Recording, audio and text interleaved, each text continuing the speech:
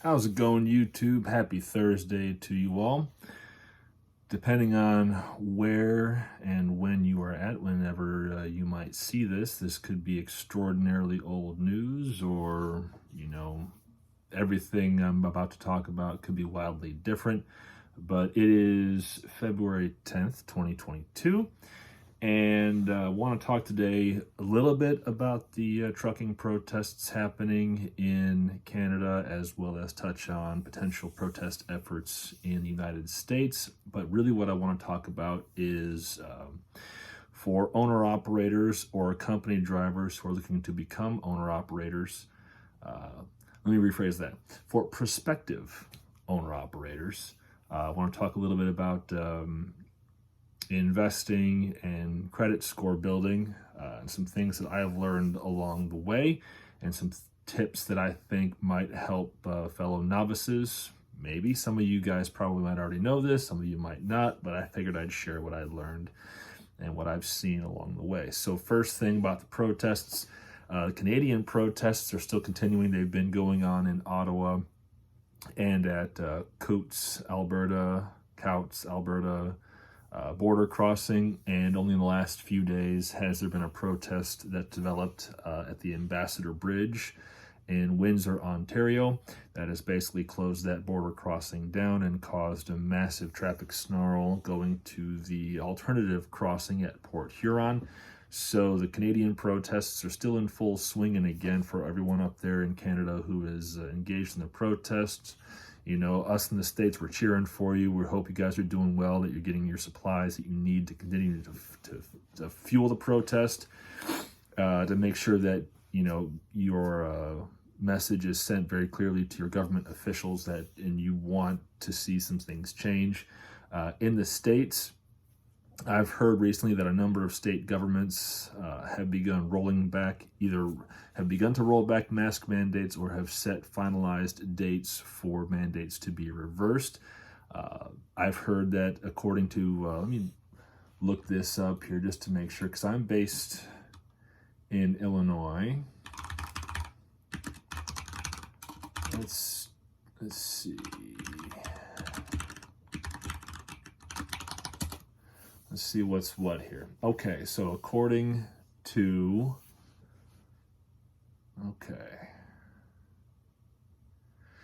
all right, so from one of Chicago's news stations, the Illinois mask mandate to be lifted February 28th with exceptions for schools, hospitals, and nursing homes.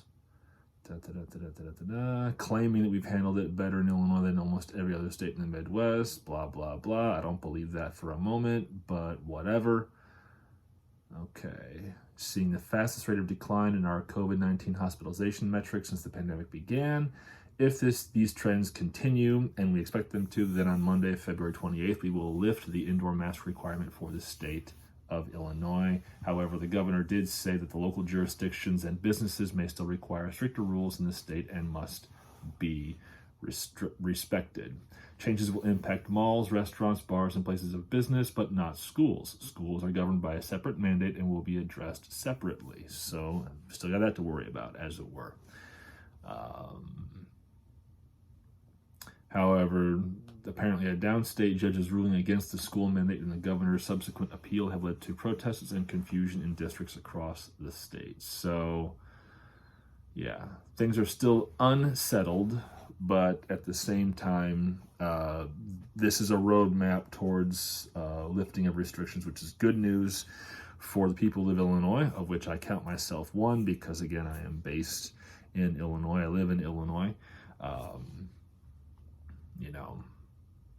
It is what it is. Anyway, so there has been some rumblings about a U.S. trucker protest, and at least one organization has appeared that is trying to spearhead protest efforts. And as far as I'm aware, the quote-unquote primary group, they are planning to assemble in Coachella Valley in California on March 4th and 5th, and then from there they will head either east to D.C. or wherever they're going to go from there to protest, whether it's to state capitals or just, The plan has not yet been fully fleshed out or announced. I believe they're trying to be, extremely organized at the base level before they actually, launch their plan and start things moving, which I can respect. But on the other hand, a counter argument to that is that the steam behind protest efforts could be waning pretty quickly, especially with different states beginning to rescind mandates. So the message of a protest might get lost in the shuffle of restrictions being lifted. So it's one of those things where there's still some unsettled elements, and details are pretty thin, but I'm sure people who are more in the know than I am will talk about it. Anyway, on to investing and credit score. So I just recently got myself started in investing and buying some stocks, and just trying to develop a portfolio. And the one lesson that if I could give to anyone, with my 24 to 48 hours of investment experience, because I'm just so intelligent, is that number one, you've got to be patient, and you need to do your homework on whatever stocks you're going to seek to purchase, how much you can afford, what that company is doing, what they bring to the table, how they performed not only over the last calendar year, but also over the last 5 years, 10 years. What's their trend been? What have the effects on that company been? Because some routine dips that I've seen, pandemic onset, and then different blips from the different variants of COVID have affected the stock market pretty severely. Now we're dealing with inflation. So that's causing a bit of a sell-off in the U.S. markets, which in turn could be about to create a buyer's market. But, again, time will tell. And then also because restrictions are set to be lifted in some different countries, that's creating opportunities for businesses to then become more attractive to investors. So that is creating buying opportunities for investors as well. So patience is critical. Doing your homework is critical. And in terms of patience, it's not just buy the stock, sit on it for a little bit, and then sell it. If you want to day trade, that's a whole different thing. If you're going to be buying stocks with the intent to invest over the long term, you need to think of it as long term. You need to play the long game. Let the stock mature, let it develop. See what that company's value will do, because the markets are about to experience some different shifts as different restrictions are lifted and travel opens back up. Supply chains begin to relax a little bit and things begin to move a lot faster. People go back to work. A lot of factors are going to play into where the markets are going to go. So you have to be patient and do your homework, but also play the long game. You can't, in my opinion, you can't just look to buy and sell willy-nilly, because number one, you could lose your shirt pretty quickly, run out of your available capital to buy and sell stock with.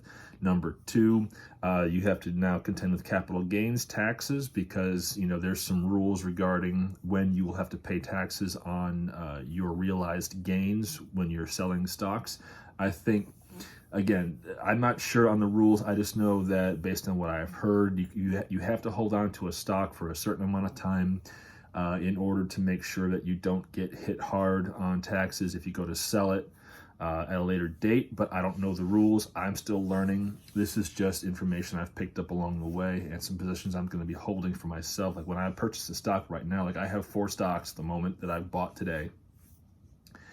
I'm going to be holding on to those stocks for a period of time in order, number one, to see how they perform, and number two, in order to realize any potential dividend payouts from the companies themselves, and then also number three, let the stock mature and see if it increases in value enough where it becomes something where I want to either increase my position in it or seek to sell it at some point in a year or whatever, and then take that money and invest in another company or other stocks. So that's stock market investing as I understand it currently. But again, I'm only just starting. My knowledge is very limited, and I'm trying to be as cautious as I possibly can, while also still, taking some gambles on some stocks that might, do very well or do very poorly depending on, market conditions, business conditions, employment conditions, travel conditions, all kinds of things.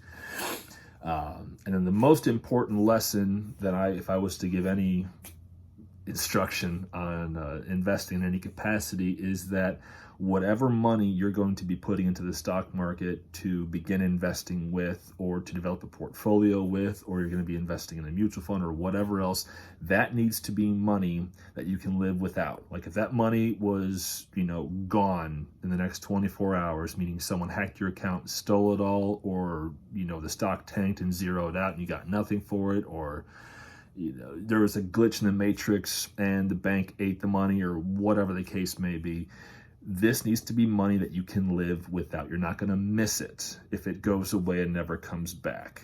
So if you're trying to invest with money that you need for your bills, your truck payment, your trailer payment, your insurance payment, your rent, your house payment, your car payment, whatever else, if the money you're trying to invest with is the money you need in order to meet your financial obligations, you're doing it wrong. And you need to stop doing that immediately. You need to take care of your primary financial obligations first, and then with the leftover that you can live without, that's what you use to invest with.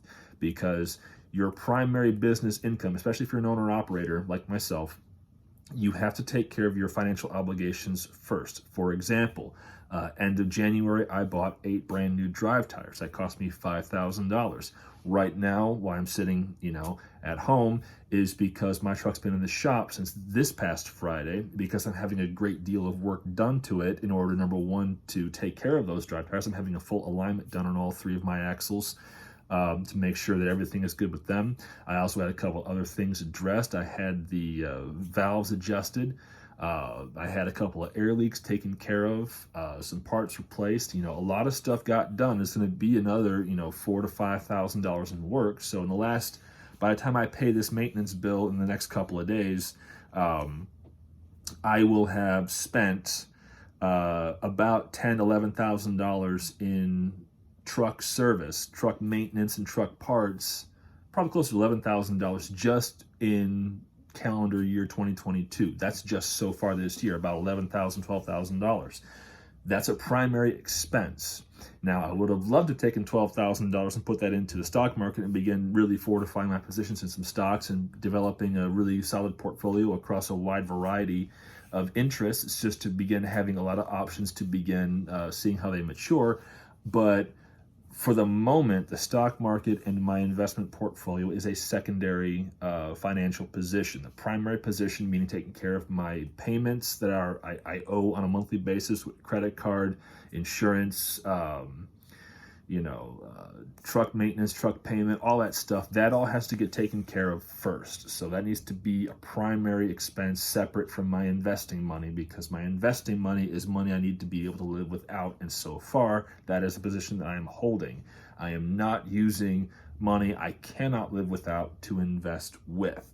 So that means that no matter what, if my stock decisions are garbage and I lose all the money I've invested, I'm not going to be hurting, because again, it's money I can live without. Now, obviously, I would like that money to then mature and grow and have my stock portfolio develop nicely.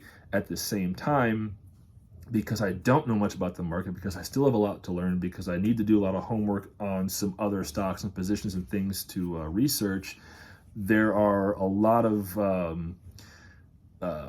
really positive reasons for me to very cautiously approach this and very cautiously begin to invest. Because if you get too carried away or too impatient or too excited because a couple of stocks begin, gaining half a percentage point or 1% or 1% or 1.5% or whatever, you could end up in real trouble.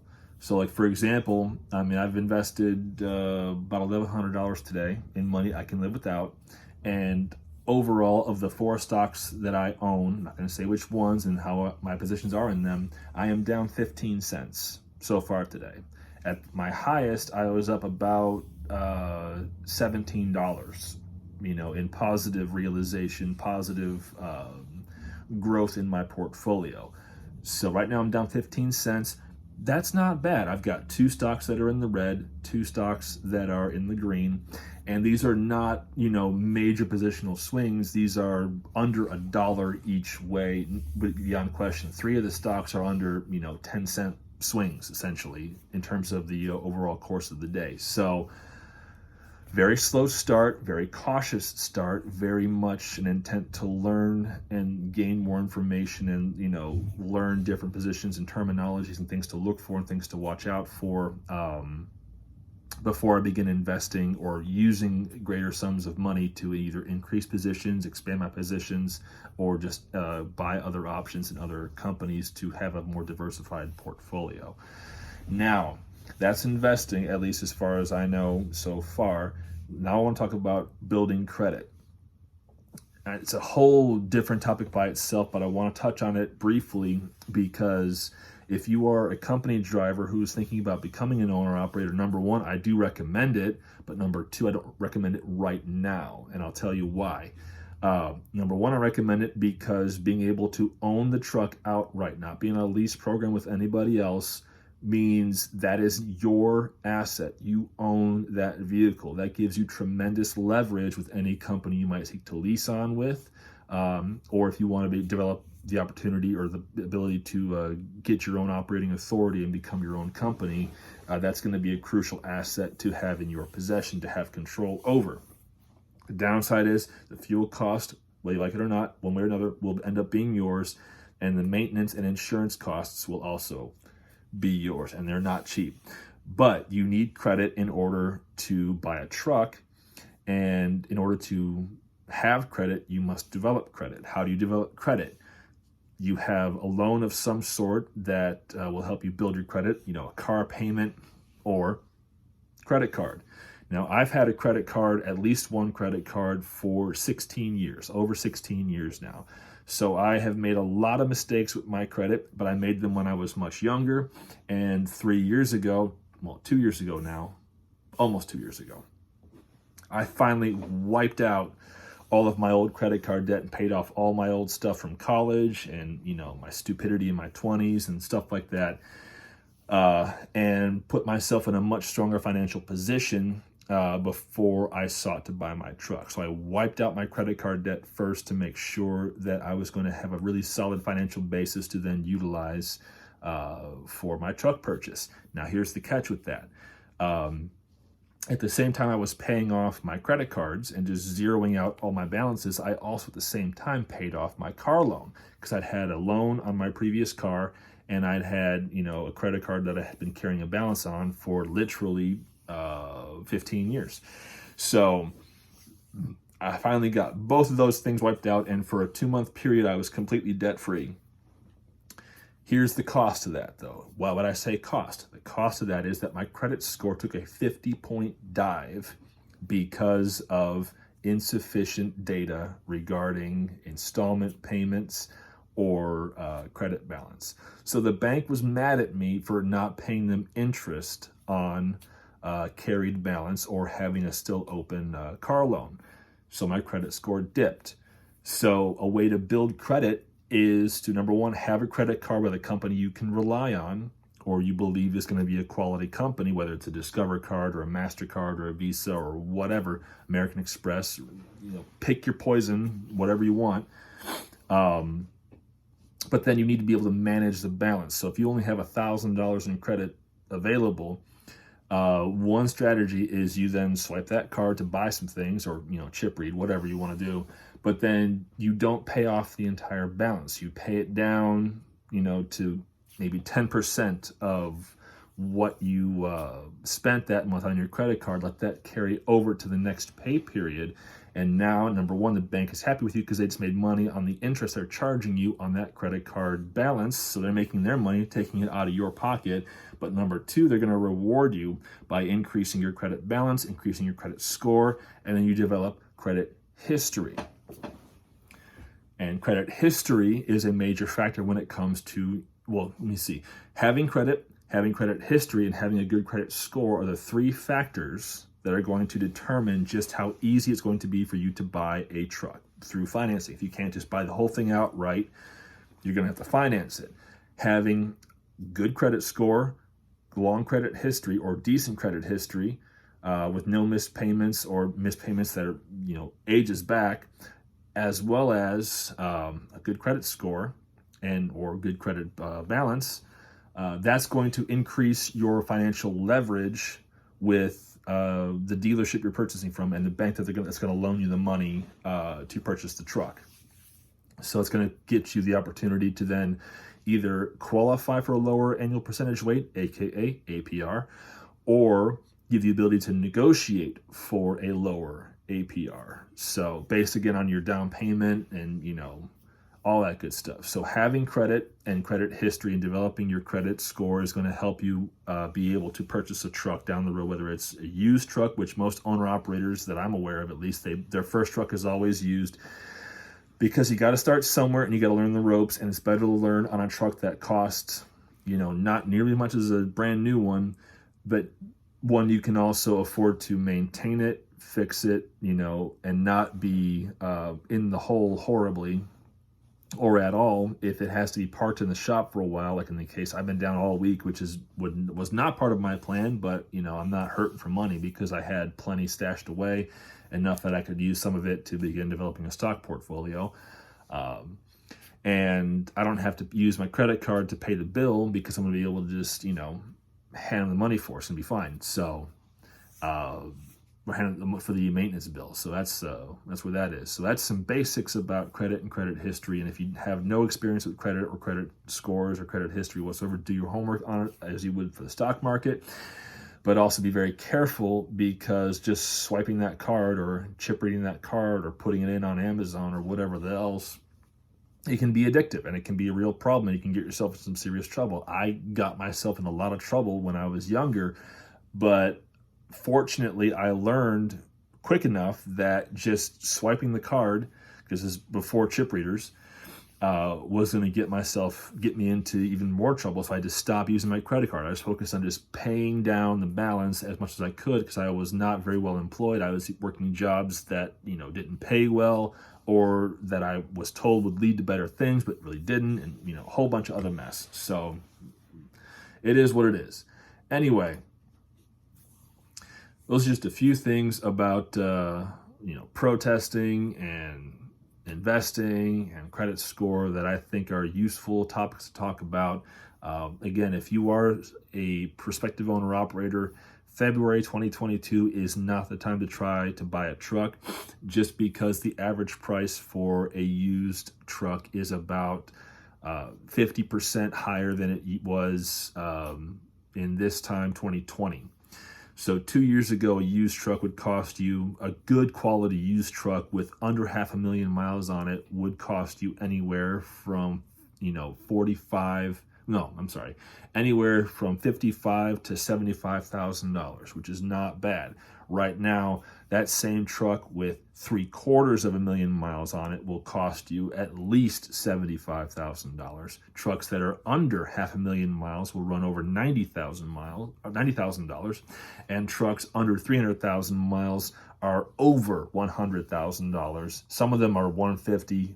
Some Freightliners I've seen with 200,000 miles on them are retailing on used truck lots for $175,000. So the used truck market right now is absolute trash. If you are a buyer, if you are a seller, it's probably gangbusters.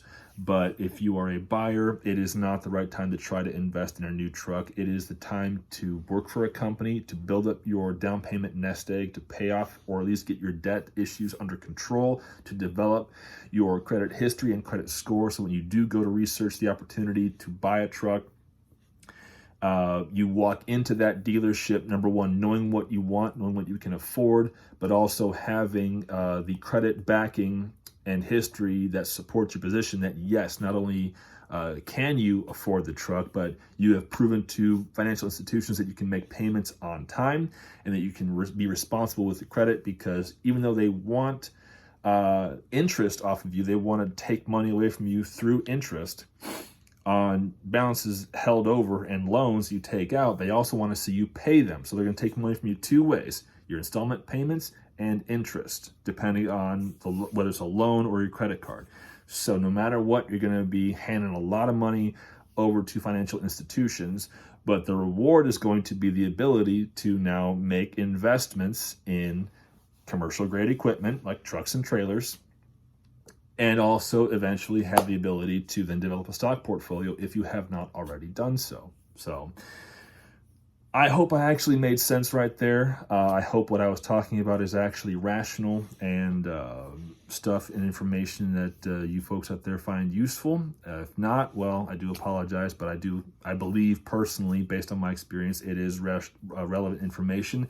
Now, in 2 years, in theory, if things, normalize, what I'm talking about today, February 10th, 2022, will be completely out the window, except for credit score, credit history building, developing credit, as well as investing, at least again, in theory. But when it comes to the used truck market, I'm hoping that what I'm talking about today will be utterly useless information in 2 years' time frame in terms of used truck values, and all that stuff. So anyway, thank you very much for watching. If you made it through my entire 25-minute diatribe, I do thank you very much for it, and I wish you a very good day, and I will see you down the road.